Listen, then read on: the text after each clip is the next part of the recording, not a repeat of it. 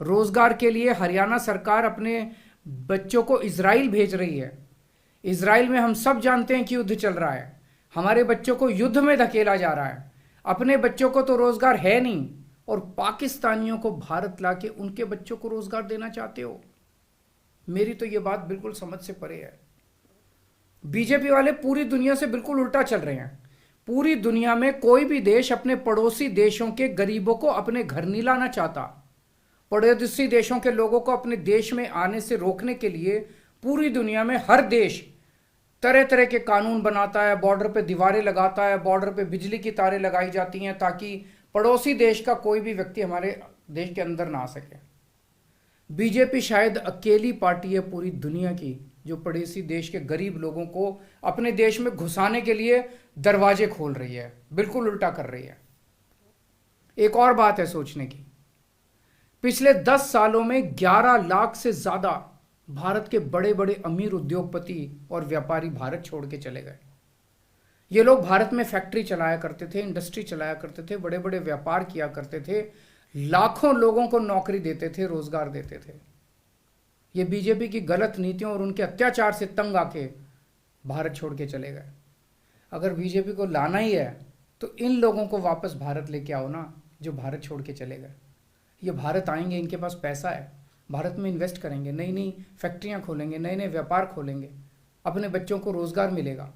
ये क्या बदतमीजी है कि बांग्लादेश के, पाकिस्तान के और अफगानिस्तान के लोगों को हमारे देश में लाके बसाएंगे और उनको हमारे बच्चों के हक के रोजगार उनको देंगे। ये लोग कह रहे हैं कि 2014 के पहले आए हुए घुसपैठियों को इन नागरिकता दी जाएगी। ऐसा नहीं है, ये तो शुरुआत है। एक बार ये सिलसिला चालू हो गया, एक बार दरवाजे खुल गए तो फिर बहुत बड़ी संख्या में पाकिस्तानी और बांग्लादेश से लोग भारत में आने लगेंगे। आज बीजेपी कह रही है 2014 के पहले आए हुए लोगों को ही नागरिकता दी जाएगी। देख लेना, अगले चुनाव में ये बीजेपी वाले इस तारीख को बढ़ा के 2024 कर देंगे कि 2024 के आए हुए पहले वाले लोगों को दी जाएगी, और फिर इसे और आगे बढ़ा देंगे। मोटी मोटी बात यह है कि पाकिस्तानियों और बांग्लादेशियों के लिए भारी संख्या में भारत आने के लिए बीजेपी सरकार ने दरवाजे खोल दिए।